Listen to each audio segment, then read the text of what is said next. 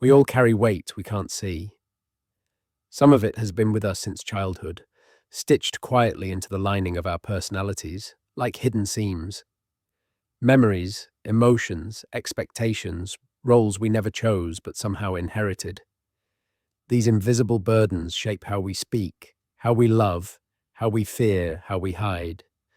They sit in our bodies as tension in our thoughts, as restlessness, and in our hearts, as a persistent sense that something is off, that we are not fully ourselves.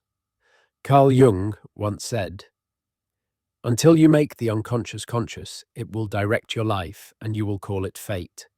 And that is where the story of letting go truly begins, not with action, but with awareness.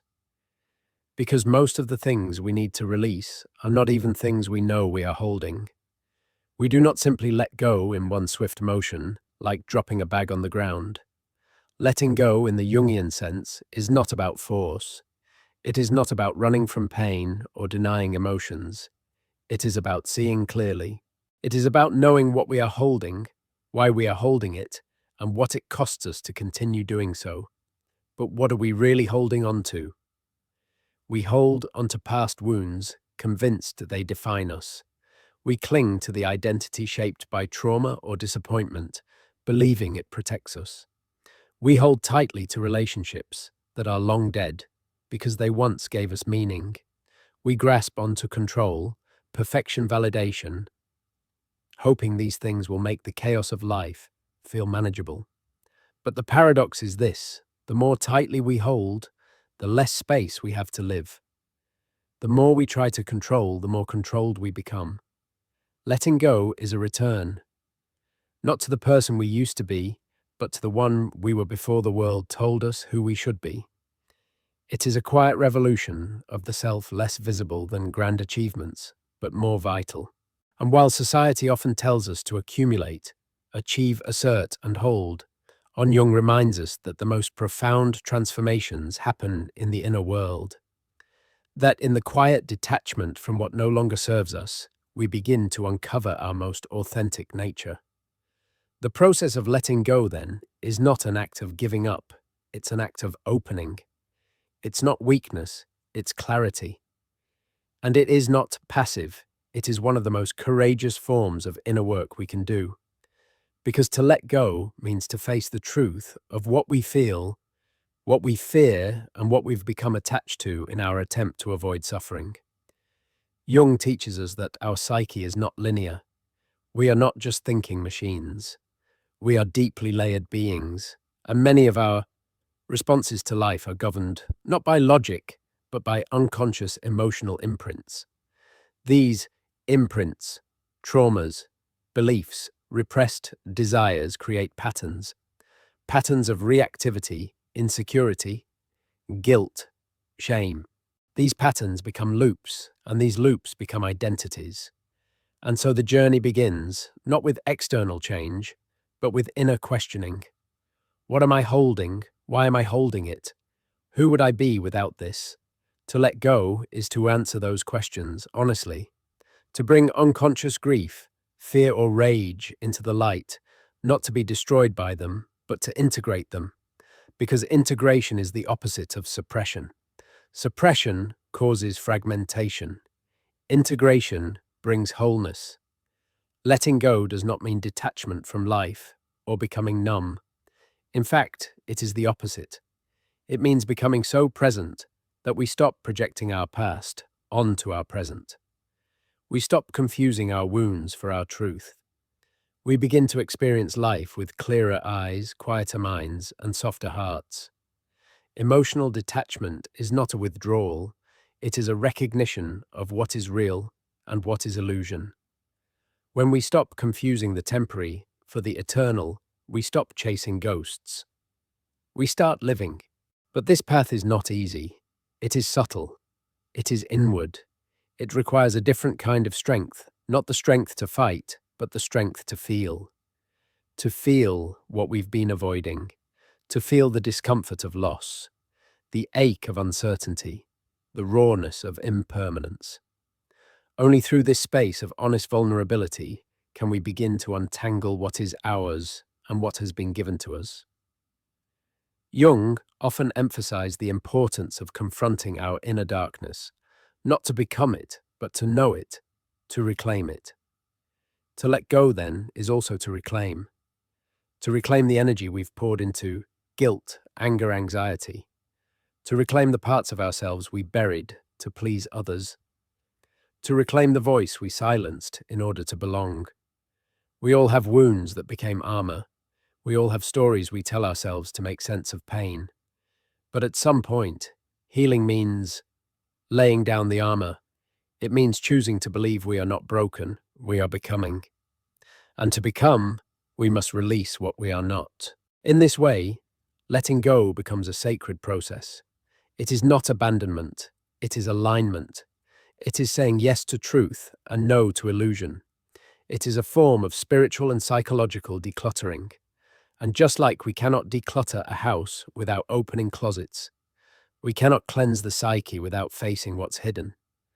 The suppressed emotions, the unresolved grief, the childhood needs that were never met, the identities we adopted for survival, all must be seen, understood, and then compassionately released. This is the beginning. The work of letting go is not glamorous. It is not loud. It often happens in solitude, in journaling, in sitting with discomfort, in quiet self-reflection. But it is the seed of every true transformation. To let go is not to forget. It is to remember who you are without the weight of everything you were taught to carry. And in that remembering, a new kind of life begins. Carl Jung's theory of the shadow is perhaps one of the most profound psychological insights into the human experience of suffering, repression, and ultimately, transformation. When we speak of letting go, we often mean releasing something external, an unhealthy relationship, a past mistake, a dream that no longer fits. But Jung invites us to go deeper, to consider that what most needs letting go is not outside of us, but within. The shadow in Jungian psychology is the unconscious part of the personality that the ego does not identify with. It includes all the aspects of ourselves we deny, repress, or disown because we were taught they were unacceptable. Our anger, jealousy, selfishness, sexuality, and even our strength, ambition, or individuality, if they were once judged or shamed. The shadow is not evil, it is simply unconscious. And when it is ignored, it controls us from the dark. Imagine a person who believes they are always kind and peaceful. They may suppress their frustration or resentment so deeply that they are unaware of its presence. Yet over time, this repressed energy begins to leak through passive aggressiveness, sudden emotional outbursts, or an inexplicable heaviness in their being. This is the shadow acting out, trying to be acknowledged. Letting go, in Jung's sense, means facing the shadow, not to be consumed by it, but to integrate it. Because until we face what we've rejected in ourselves, we remain fragmented, living only as partial versions of who we truly are. Jung wrote, "One does not become enlightened by imagining figures of light, but by making the darkness conscious." This sentence alone holds the key to emotional liberation. Enlightenment is not about purity or perfection, it is about wholeness. And wholeness requires us to turn toward the uncomfortable parts of our psyche, the ones we would rather avoid or pretend don't exist. But how do we begin this process? It begins with radical honesty. Not honesty with the world, but with ourselves. We must ask, what do I judge in others that I secretly fear in myself? What triggers me in conversations and why? What emotions do I feel ashamed to express? These questions are not easy and the answers are not always pleasant, but they reveal the shadow. They show us the truths we've buried. And when we bring them to light, not with judgment, but with curiosity, we begin to heal. The shadow is not only darkness, often it contains immense power. A person who represses their assertiveness to be accepted may also repress their capacity to lead, to stand up for themselves, to create boundaries. A person who hides their pain to appear strong may also hide their sensitivity, their creativity, their empathy. So when we face the shadow, we don't just confront shame, we uncover potential. Jung believed that every individual has a path of individuation, a journey of becoming who they truly are, not who they were conditioned to be. They were conditioned. The shadow is a necessary companion on that journey. To avoid it is to avoid growth, but to face it is to open the door to personal freedom. In practical terms, shadow work means observing yourself without judgment. When anger arises, you don't suppress it. You ask where it comes from. When envy shows up, you don't deny it. You ask what part of you feels unworthy. When you act in a way that surprises or unsettles you, you don't punish yourself. You explore the unconscious need behind the behavior. Journaling can be a powerful tool here. So can therapy. So can deep conversations with those who reflect us honestly. But ultimately, it is the willingness to be uncomfortable in the pursuit of truth that sets us free. Most people live afraid of their darkness, but Jung reminds us that what we fear most in ourselves is often what we most need to embrace. The qualities we suppress become the chains that bind us, and when we integrate them, they become the wings that lift us. Letting go, then, is not the erasure of the shadow, it is the acceptance of it. It is saying, I contain multitudes. I am not only my light, I am also the parts that struggle, that ache, that rage, that fear. And those parts are not my enemy.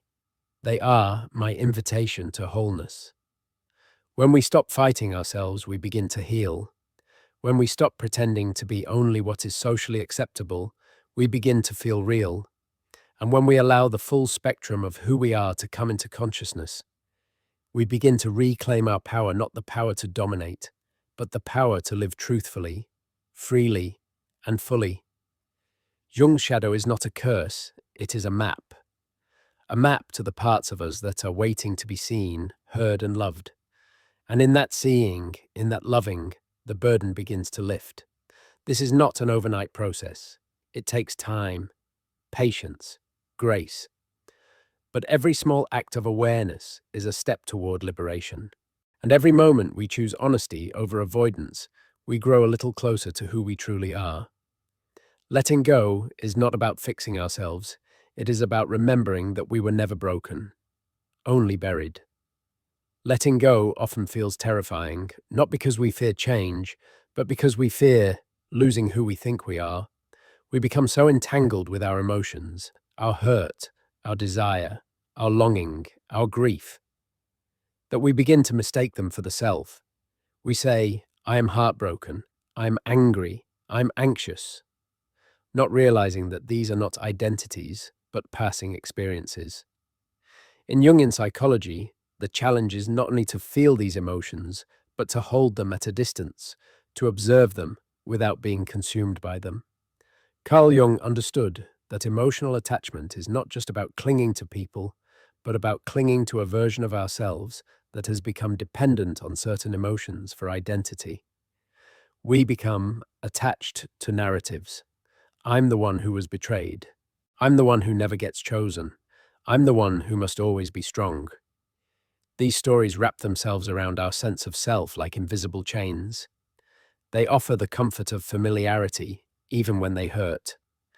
The problem with emotional attachment is that it is seductive. It tells us that to let go of pain is to let go of meaning, that if we release our story, we will become no one. But Jung would say the opposite, that to let go is to make room for something deeper, something not constructed by pain but revealed through healing. Why do we hold on so tightly? Often, it's because our emotions validate our suffering. If we stay angry, we don't have to feel helpless. If we stay sad, we don't have to risk opening again. If we stay resentful, we don't have to forgive. These attachments serve as defenses. They give us a sense of control. But over time, they also become prisons. We stop living in the present and begin living in the echo of old pain. To let go of emotional attachment, we must begin with compassion, not for others, but for ourselves. Self-judgment only deepens the attachment. If we shame ourselves for feeling, we push the emotion deeper into the unconscious. But if we acknowledge the emotion without merging with it, we create space. Space is the beginning of freedom. Emotions are messengers. They carry information from the inner world to the surface. Anger may point to a boundary violated. Sadness may reveal a need unmet. Anxiety may signal a lack of trust in the future.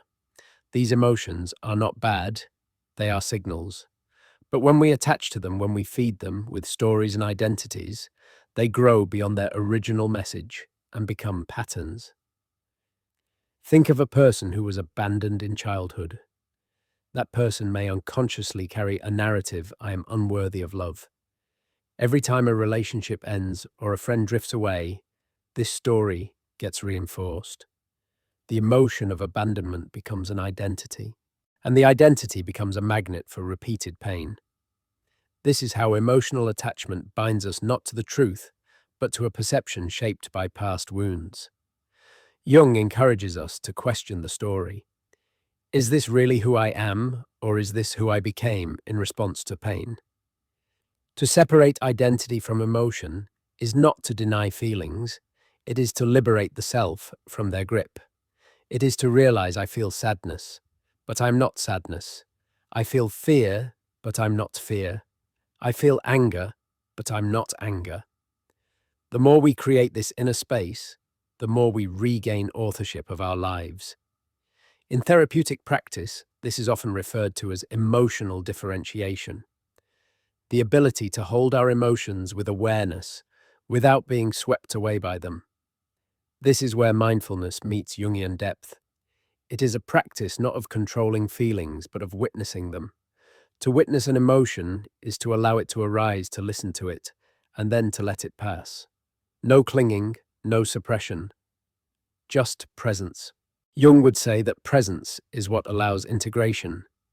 When we are present with our feelings, we do not need to dramatize them or run from them. We can learn from them. And when their message is heard, they dissolve naturally, like waves returning to the ocean. But presence requires trust. Trust that we are not our pain. Trust that something wiser within us is watching. This witness consciousness is not a spiritual idea, it is a psychological necessity. Without it, we are trapped in cycles of reactivity. With it, we gain freedom. Emotional attachment thrives in the absence of awareness. It is fed by automatic thoughts, unconscious beliefs, and unexamined fears. But the moment we pause and reflect, the moment we say, what is really going on inside me? Right now, we interrupt the loop. And in that interruption, a new choice becomes possible. We do not need to fight our emotions. We only need to stop identifying with them. The more we practice this inner separation, the more we begin to see ourselves clearly, not as victims of emotion, but as witnesses, participants, co-creators. Letting go is not about emotional detachment in the cold or numb sense. It is about detachment from identity, the false belief that we are only what we feel. When we release that belief, emotions lose their power to define us. They become what they were always meant to be, guides, not rulers. And slowly, through this gentle work, the self begins to emerge. Not the reactive self, not the wounded self, but the true self. The one who can feel without drowning, the one who can hurt without becoming pain, the one who can live fully and freely without needing to cling to what once kept them safe. This is the liberation Carl Jung envisioned, not escape from the self, but return to it. There is a quiet lie that lives in most of us, a belief whispered by the ego, by fear, and by habit. It says if I just try hard enough, think long enough, worry deeply enough, I can control this. This voice promises safety through vigilance, protection through prediction, peace through control. But Jung teaches us that this illusion is one of the deepest roots of our suffering. Control is seductive. It gives us the illusion that we are steering the wheel, that we are the masters of outcomes that we can shield ourselves from. disappointment, loss, and chaos. But the truth is harder we control far less than we believe. We cannot control others' choices. We cannot control life's timing. We cannot control how we are remembered, how we are received, or when things end. And yet we suffer endlessly in our attempts to do so. Carl Jung understood suffering not as a punishment, but as a teacher. It reveals to us where we are, out of alignment with reality. And control, especially emotional control, is a place where we resist what is. We try to manipulate the world to conform to our expectations instead of meeting the world as it is.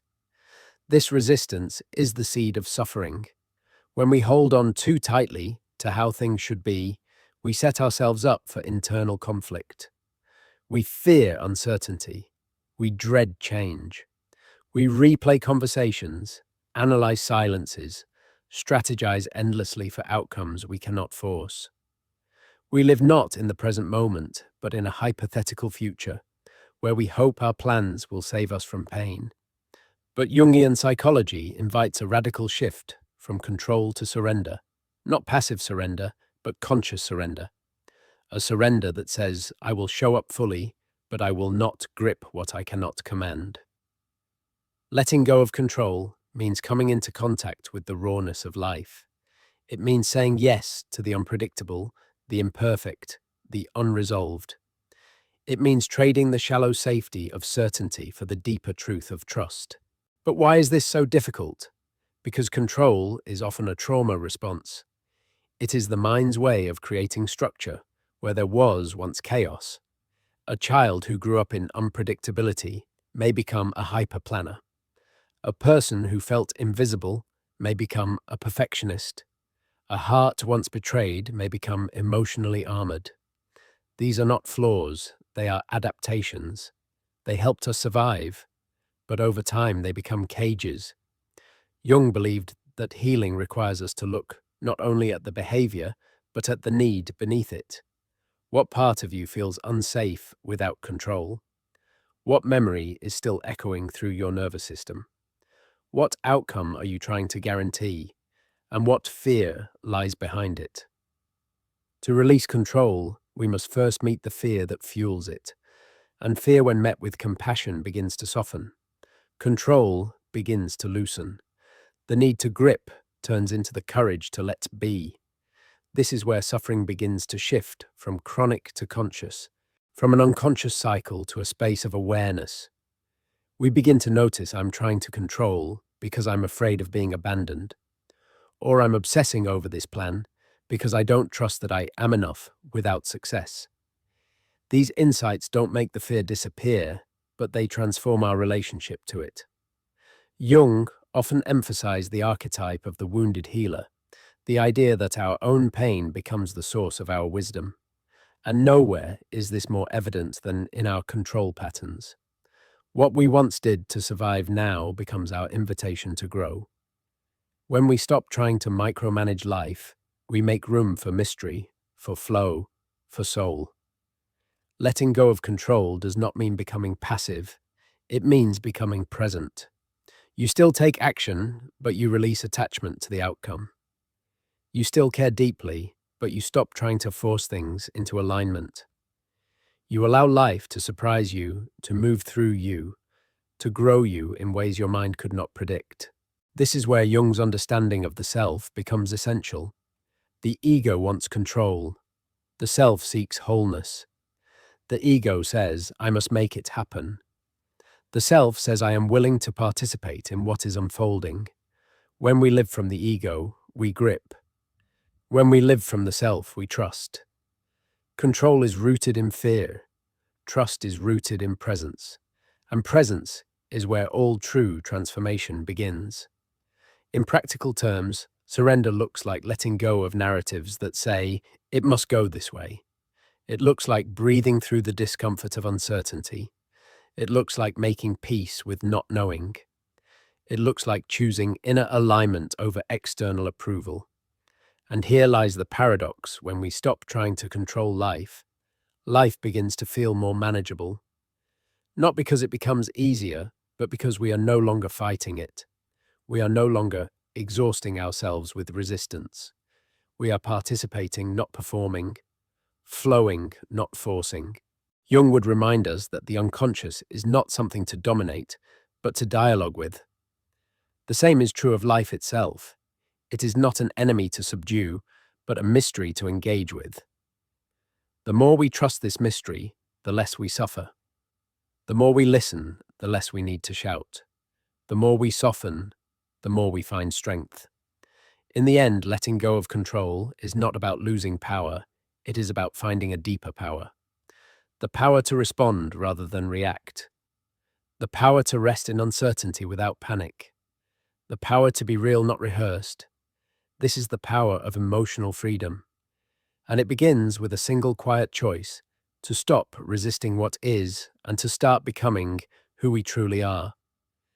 There is a space between feeling and reaction, between stimulus and response. In that space lies the foundation of all growth, all healing, all transformation. Carl Jung understood that the first and most essential movement toward inner liberation is not control, not resistance, not even change, but awareness. Pure, unfiltered, compassionate awareness. Why is awareness so powerful? Because what remains unseen controls us. The emotions we repress, the beliefs we inherit without question, the traumas we avoid, and the stories we never rewrite, they all linger in the shadows of our psyche, shaping our behavior, coloring our relationships, distorting our sense of self. Jung would say that the unconscious does not stay dormant, it leaks. And where it leaks, it binds us. Awareness is the light that reveals these unconscious chains. It is the gentle, courageous act of saying, I want to know what is true, even if it hurts, even if it's messy, even if it shatters what I thought I was. To live with awareness is to choose reality over illusion, truth over comfort, presence over performance. But how do we cultivate this awareness in everyday life? It begins with stillness. In a world addicted to distraction, stillness is revolutionary. When we slow down, when we pause between the noise of our thoughts, we begin to hear a quieter voice, the voice of the inner observer. This part of us is not reactive, not emotional, not defensive. It simply sees. And what it sees, it heals. Mindfulness in this context is not just a practice, it is a return to the now, a return to what is actually happening inside us, without dramatization, without denial. Jung's approach to psychology was never about escaping the human experience, but embracing it fully, with eyes wide open. Emotional awareness specifically means learning to name what we feel without merging with it. I feel anxious is different from I am anxiety. That subtle shift from identity to observation frees us from the grip of our emotions. We are no longer drowning in them. We are holding them gently in our hands, asking, what do you need me to know? This kind of inquiry is not passive, it is transformative. Because often, our emotions are not the problem. Our relationship to them is. We fear anger because we think it will make us cruel. We fear sadness because we think it will swallow us. We fear vulnerability because we think it will make us weak. But awareness shows us the truth. Emotions are messengers, not masters. They are invitations, not threats. In Jungian work, active imagination is a technique used to bring unconscious material into conscious awareness. It involves engaging directly with inner images, emotions, or voices in a creative dialogic way. This is not just an artistic practice, it's a psychological one. It teaches us that the psyche is alive, responsive, meaningful, and that when we meet it with openness, it speaks. The same principle applies to our emotional life. When you feel a wave of grief, don't just distract yourself. Sit with it. Ask where it comes from. When you notice irritation, ask who or what it reminds you of. When fear arises, ask what am I afraid will happen? And deeper still, what am I afraid I'll feel? These questions are not intellectual exercises. They are doorways into parts of yourself that have long waited to be seen. Awareness also reveals patterns. It allows us to recognize, for example, that we always feel unworthy around authority figures, or that we collapse into people-pleasing in romantic relationships, or that we become avoidant when conflict arises. These patterns are not random, they are clues. Clues to childhood wounds, to ancestral legacies, to emotional conditioning. When we become aware of them, we are no longer puppets pulled by invisible strings. We are authors, writing new scripts. Jung said, "Until you make the unconscious conscious, it will direct your life and you will call it fate." Awareness is the act of breaking that fate. It is choosing not to live on autopilot, not to repeat what hurt us, not to project what we have not healed. But awareness must be paired with compassion. Without compassion, awareness becomes judgment. We begin to see our flaws and hate ourselves for them. We unearth pain and scold ourselves for not being over it. Jung's work is clear on this. The path to healing is not perfection, but integration. And integration is only possible through love. So when awareness brings you face to face with your inner critic, offer it gentleness. When it reveals your fear of abandonment, speak to that part of you like a child who was never held. When it exposes your shame, don't hide, breathe. Stay with yourself. That is the first act of freedom, refusing to abandon your own heart. With awareness, we begin to see choice where there once was only compulsion. We can choose to pause instead of react, to listen instead of defend, to express instead of suppress. These small shifts are not small at all. They are revolutions. And through these revolutions, the psyche begins to reorganize. We become less reactive, more reflective, less anxious, more attuned, less fragmented, more whole. We begin to live not from our wounds, but from our wisdom. Letting go, then, is not an act of willpower. It is an act of awareness. We let go, not because we force ourselves to, but because we finally see the weight for what it is. We see the cost of holding on, and we realize we don't need it anymore. Awareness is the first step, and often it is also the last, because once we see clearly, everything else unfolds naturally. The heart opens, the ego softens, the body relaxes, and the self remembers itself not as a concept, not as a role, but as a living, breathing presence. This is the gift of Jungian work. Not answers, but depth.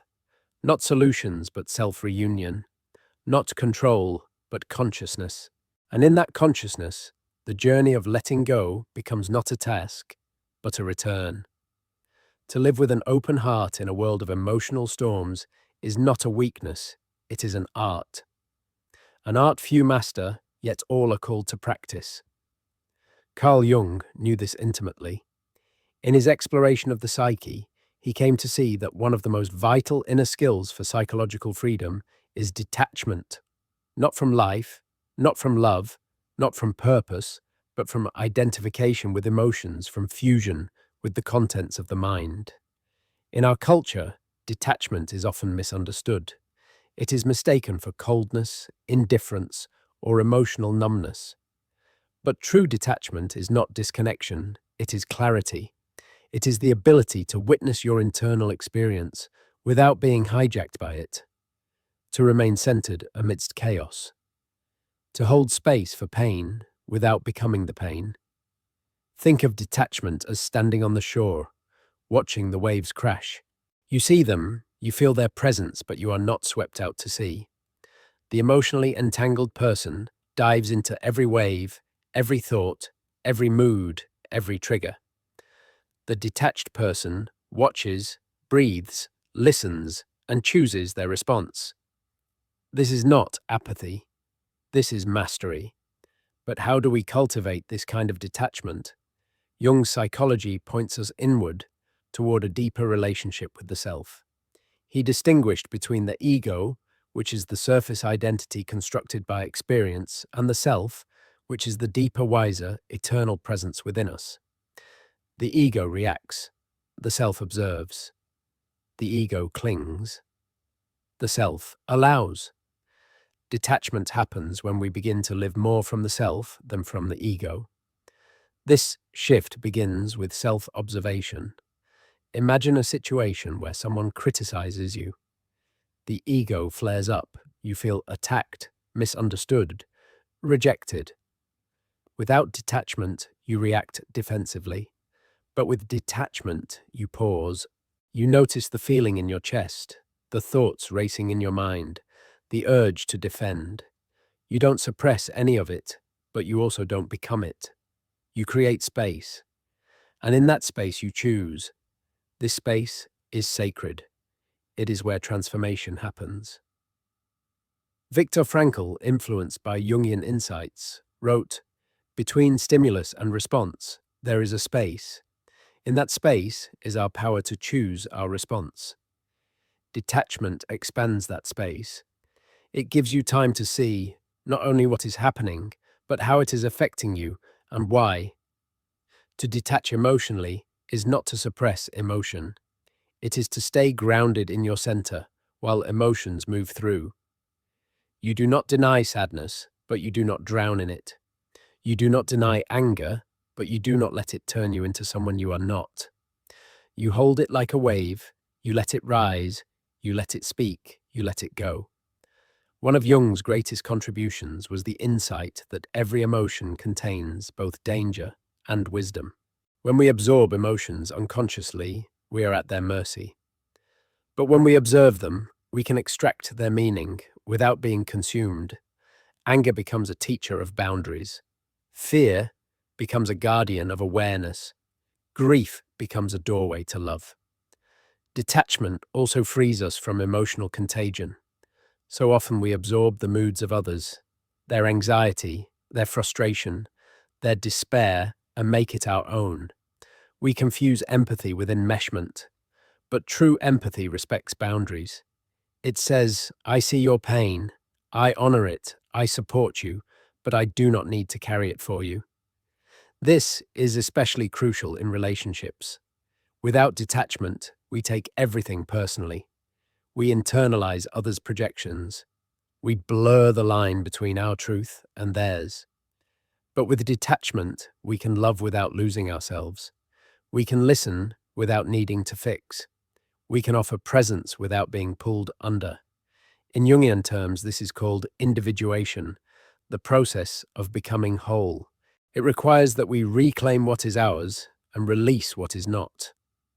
Detachment is the act of not fusing with what belongs to others.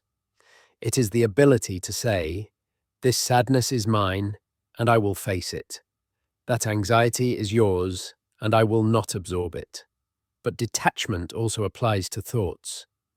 The mind left unobserved generates a constant stream of interpretations, judgments, worries, desires. If we identify with every thought, we become mentally exhausted.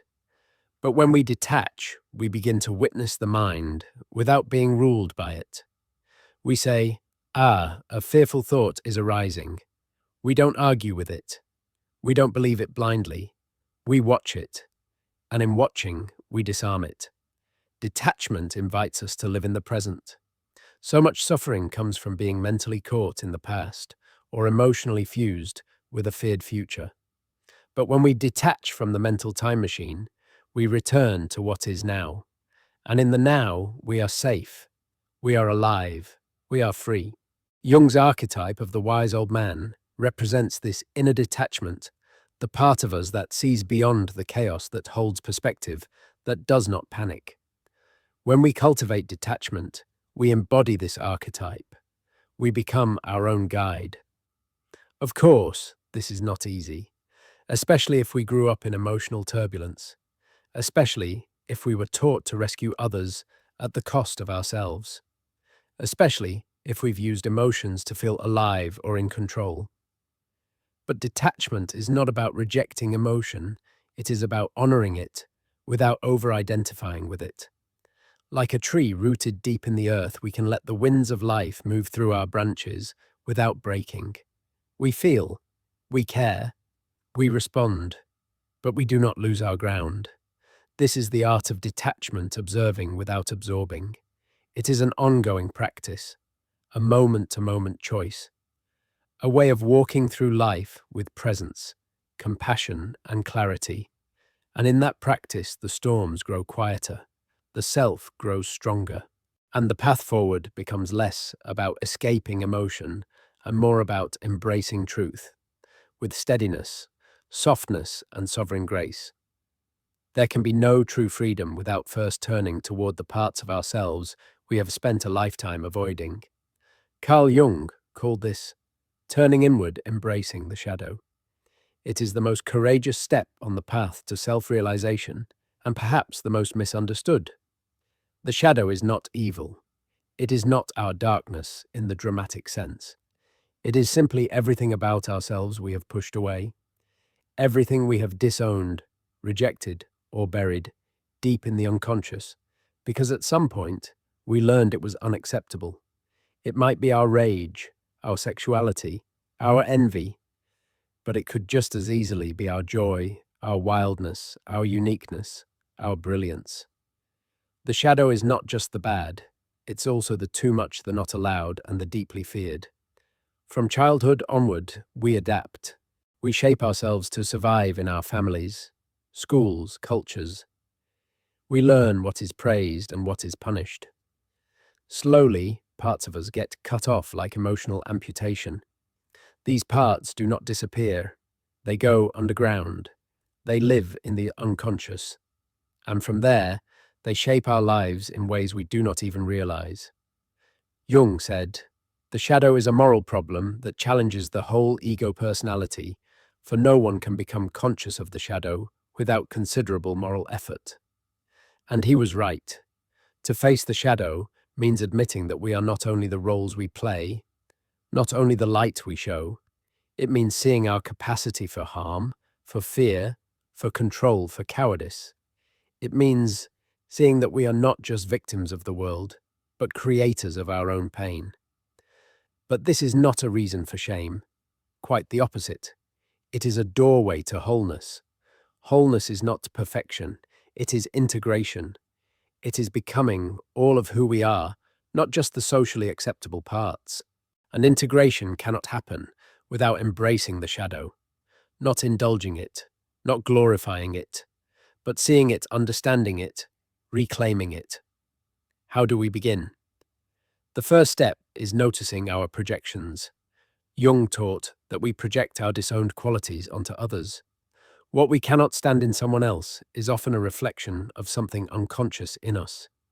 If we're triggered by someone's arrogance, it may reflect our own repressed pride. If we envy someone's freedom, it may reflect our own suppressed desire to break free. Projection is a mirror. What we judge most intensely often reveals something about our own psyche. And when we begin to take back those projections, when we say, maybe this isn't about them, maybe it's about me, we begin to reclaim the shadow. Another way the shadow appears is through emotional overreaction. If our response to a situation is disproportionate, overwhelming, anger, irrational fear, paralyzing shame, it's likely that the shadow has been activated. These emotional spikes are not problems to be erased. They are signals, invitations to look deeper, to ask, what wound is this touching? What truth have I not faced? Journaling, dream work, and creative expression are powerful tools for shadow work. Jung believed the unconscious speaks through symbols, images, metaphors. Our dreams, fantasies, and even our compulsions carry messages from the parts of us that language alone cannot reach. To embrace the shadow is to be willing to sit in discomfort, to admit things to ourselves that bruise the ego. Yes, I have manipulated. Yes, I have judged. Yes, I have feared being seen. But it is also to say, yes, I want to grow. Yes, I want to live whole. And in that humility, we begin to transform. Because within the shadow lies immense energy. Every part of us we've rejected holds power. Our anger, when integrated, becomes boundaries. Our envy, when understood, becomes aspiration. Our fear, when held with compassion, becomes wisdom. The shadow is not the enemy. The shadow is a reservoir of potential. Jung believed that integrating the shadow is essential, not only for personal healing, but for collective evolution. The more we repress our darkness, the more it leaks into the world through violence, bigotry, exploitation. But when we take responsibility for our own inner work, we create ripples of consciousness that affect everyone around us.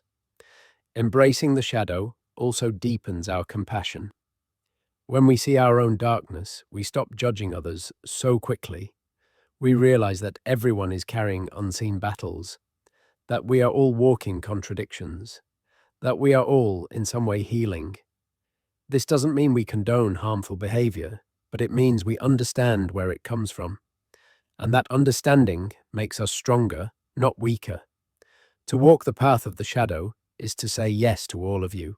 Then not just the light, not just the lovable, but also the lost, the angry, the broken.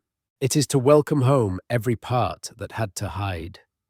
And in doing so, we find ourselves standing in a new kind of strength, not the brittle strength of denial, but the unshakable strength of self-acceptance. This is the paradox. The more we face the shadow, the more light we become. The more we own our darkness, the less control it has over us. The more we stop pretending, the more free we feel. Letting go in this context means letting go of self-deception, letting go of the persona, letting go of the fear that if we are fully seen, we will be unloved. Jung knew the opposite was true. It is in our raw, honest, integrated humanity that we become truly lovable, because we are no longer trying to be something we're not. And so the shadow once feared becomes a friend, a guide, a mirror. It walks with us not as a curse, but as a reminder that every rejected part is a path back to the self. To embrace the shadow is to come home to your full, messy, miraculous humanity. And there at the center of it all is peace. We are not always who we think we are. Much of what we call personality is actually a pattern, a reflex shaped by past experiences, traumas, and beliefs that were never truly ours to begin with. Carl Jung understood this well, that we don't arrive into adulthood as blank slates, but as layered psyches, thick with inherited stories, cultural conditioning, and emotional armor. And yet, beneath it all, there is something real, something unbroken, waiting to emerge. To let go and transform, we must move from reaction to reflection, from unconsciously repeating to consciously recreating. Because it is in our reactivity that the old self survives, and it is in reflection that the new self is born. What does this mean in practice? Every time we react, automatically snap in anger, withdraw, in fear, chase, approval, collapse into shame, we are operating from a programmed version of self. It may feel like choice, but it is a loop, a default. Reaction is fast, emotional, and unconscious. Reflection is slow, mindful, and intentional. One is survival, the other is creation. When someone triggers us and we lash out or shut down, we are often not responding to the present moment, we are reliving the past. The voice that says, "You're not good enough, you're being abandoned, you're unsafe," may sound like our own, but it's usually the echo of an old wound. Jung referred to this as complexes, emotionally charged themes that live in the unconscious and hijack our behavior. But here's the power. Once we become aware of the pattern, we can choose a different response. That moment of awareness is the birthplace of transformation. Imagine this. Someone criticizes you. Your usual response is to defend, deflect, or shut down. But today, something shifts. You notice your heart racing. You hear the inner voice saying, "I'm under attack." And instead of reacting, you breathe. You pause. You reflect, is this about me, or is this about my fear of rejection? What does this feeling remind me of? This is where the rewriting begins, not by changing the world, but by changing how we relate to ourselves in the moment. Reflection turns emotional reactions into opportunities for growth. Every trigger becomes a teacher. Every discomfort becomes a doorway. Jung believed that our neuroses were not signs of weakness, but messages from the unconscious calling us toward integration. When we reflect instead of react, we begin to decode those messages. One of the most powerful questions we can ask ourselves in a triggering moment is, what part of me is speaking right now? Is it the abandoned child, the perfectionist, the people pleaser, the controller? Once we name it, we can care for it. We can respond to the part, not from the part. This internal dialogue is not imaginary, it's essential. It is how we reparent ourselves, how we restore balance in the psyche. Jung knew that the psyche is not a singular entity. It is a complex system of subpersonalities, archetypes, and symbolic structures. The work is not to eliminate these parts, but to bring them into harmony. Reflection also invites us to question our core beliefs, the ones we swallowed without knowing. I'm not enough. I have to earn love. I must never fail. These beliefs live beneath our reactions like roots, and until we question them, we live their consequences. But when we pause and reflect, we begin to dismantle the inner mythology. We ask, who told me this? Is it true? Is it serving me? And most importantly, what would my life look like if I believed something else? This is not about blind positivity, it's about conscious choice. We are always becoming, and through reflection, we become deliberately, not by default. Letting go of old reactions is not a one-time act. It is a practice, a daily return to presence, a decision to slow down, to breathe, to observe before responding. It is the art of being with yourself, especially when you are uncomfortable. And this practice rewires the nervous system. Each time you choose reflection over reaction, you create a new neural pathway, a new pattern, a new self. Over time, you begin to feel different, not because life is easier, but because you are no longer enslaved to your past. You respond with more grace. You communicate with more clarity. You live with more integrity. You become more yourself. Jung spoke often of the self, not the ego, but the deeper integrated core of our being. The self is not reactive. It is reflective, rooted, resilient. When we live from the self, we do not fear our emotions, we listen to them. We do not resist change, we dance with it. We do not strive to be perfect, we seek to be whole. And so the journey from reaction to reflection is not a small one. It is a revolution. It is the difference between surviving life and co-creating it, between repeating the past and writing a new future. Letting go of the reactive self allows the reflective self to rise. And from that place, we begin to live in a new way, not ruled by fear, but guided by truth. Not defined by what happened, but by what is possible. This is the work. Not flashy, not easy, not immediate, but real.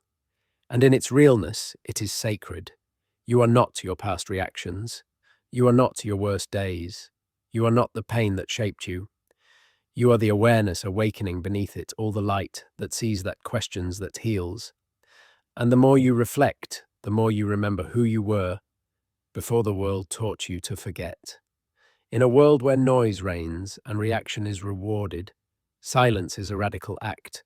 Not the silence of suppression, not the silence of fear or avoidance, but the silence that comes from inner sovereignty, from knowing that not everything requires a response, and not every emotion deserves to drive your actions. Carl Jung understood this sacred silence, not as emptiness, but as presence, a stillness pregnant with meaning, clarity, and truth. Inner silence is not the absence of thought or emotion. It is the ability to observe them without losing yourself in them. It is standing in the storm of your own mind and saying, I will not be swept away.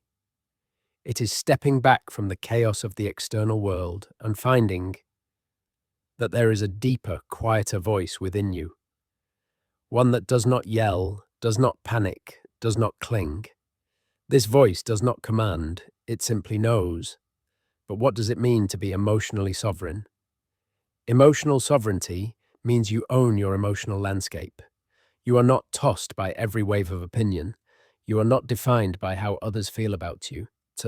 You are not ruled by the need to be liked, understood, or validated.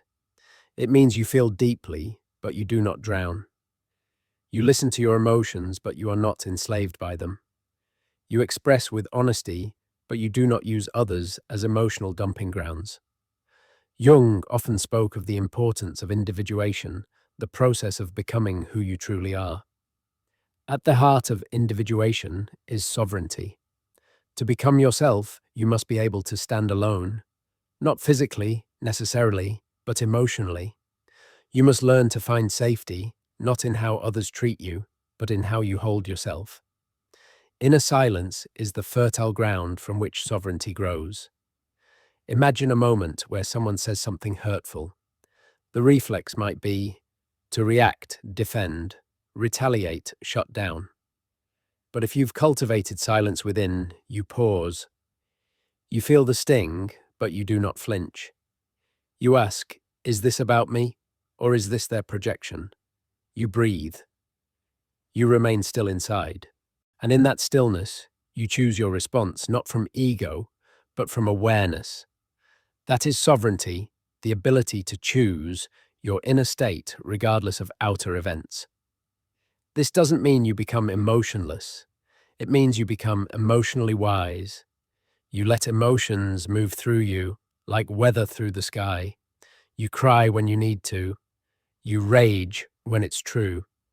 But you do not become these emotions. You do not collapse under them.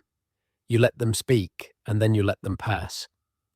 Silence is essential here. Not silence as avoidance, but silence as listening. In silence, we hear the parts of ourselves that have long been ignored. The grieving child, the wise elder, the frightened protector, the authentic voice. Jung believed the unconscious speaks in symbols, dreams subtle sensations. These voices are drowned out in constant noise. But in silence they rise. And what they offer is not chaos, it is coherence. This silence is not only psychological, it is spiritual. It is the space where ego surrenders and the self speaks, where the surface falls away and the soul begins to guide. You begin to see clearly what is true for you, not what you've been told, not what others want from you, but what resonates at the core of your being. This kind of silence is healing. It soothes the nervous system. It recalibrates the mind. It gives the heart room to breathe. And in that breath, your vision clears. You see what is yours to carry and what is not. You see which battles are worth fighting and which are distractions. You see which emotions are rooted in truth and which are echoes of old wounds. Silence also teaches restraint. In a world that prizes instant reaction, posts, comments, opinions, silence is a sign of maturity. It says, I do not owe the world my every thought. It says, I am processing before I respond. It says, I trust my inner timing. Jung warned against being overly possessed by the collective psyche, being swept up in the unconscious drives of the culture. Inner silence protects us from this. It allows us to think our own thoughts, to feel our own feelings, to live from the inside out, and emotional sovereignty liberates us from codependency. We stop expecting others to manage our feelings. We stop needing others to behave a certain way so that we can feel okay. We stop manipulating or performing for approval. We become whole unto ourselves. This wholeness is not isolation. It is the foundation for healthy connection. When two sovereign people meet, there is no entanglement, no rescue, no control. There is space. There is truth. There is deep, quiet love. Letting go in this context means letting go of the need to be constantly understood, validated, mirrored. It means letting go of emotional reactivity, of being ruled by moods and triggers. It means stepping back into the seat of the observer, and from there into the power of the chooser. Because when you are sovereign, no one can take your peace. They can try, they can project, they can trigger. But you are no longer a puppet. You have returned to your center. You have remembered the truth. You are not your emotion. You are not your past. You are not your reaction. You are awareness. You are presence. You are the silence behind the noise. And from that silence, you speak only what is real. You act only from what is whole. You love only from what is true. This is the power of inner silence. This is the freedom of emotional sovereignty. There is a quiet turning point on the path of letting go, a moment when you realize you are no longer searching for who you are, but returning to who you've always been. Carl Jung called this process individuation, but in truth, it is nothing less than liberation. Not the dramatic freedom of revolution, but the gentle, powerful release that comes from becoming whole. Integration is the final and often most subtle phase of transformation. It is where everything you've uncovered, your shadow, your wounds, your unconscious patterns, your emotional storms, ceases to be something to fix or escape and becomes something to include. It is where the split parts of you are welcomed home, not just intellectually, but viscerally, not just by thought, but by lived experience. We begin this journey burdened by fragmentation. The persona we wear in public hides the fears we bury in private. Our ideals deny our instincts. Our light disowns our darkness. And this inner conflict, this division, is the source of much of our suffering. We do not suffer because we are broken. We suffer because we are divided. Jung believed that the human psyche longs for wholeness, that every breakdown, every conflict, every emotional eruption is not a failure, but an invitation to become integrated, to let go of the mask, to dissolve the illusion of control, to reclaim what we have exiled within ourselves. When we integrate, we stop running, we stop rejecting. We begin to contain ourselves, to hold the totality of our being with awareness, maturity, and compassion. This does not mean we act on every impulse or justify every flaw. It means we no longer live in denial. We recognize our shadows and our strengths. We see our gifts and our limitations. And in that seeing, we begin to relate to ourselves not as a performance, but as a living presence. This is where liberation begins. Liberation is not found in perfection. It is found in presence. It is the freedom to be as you are, not frozen in an old narrative, not grasping for a future self, but breathing in this moment fully here, no longer enslaved to the approval of others, no longer at war with your emotions, no longer chasing worth through achievement, appearance, or control. When we are integrated, we stop being reactive because we are no longer being hijacked by unconscious material.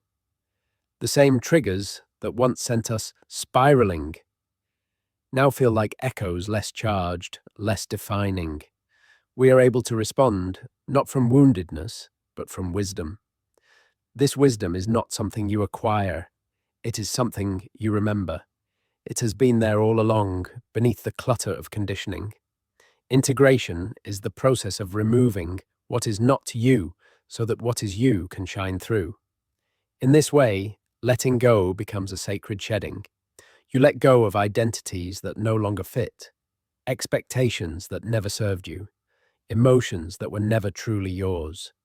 You let go of your need to be understood and instead understand yourself. You let go of control and find confidence. You let go of performance and discover presence. And what remains? The authentic self. Not the self you curated, but the self you came into this world with. The self who knows how to feel deeply without being ruled by feelings. The self who knows how to act without needing applause.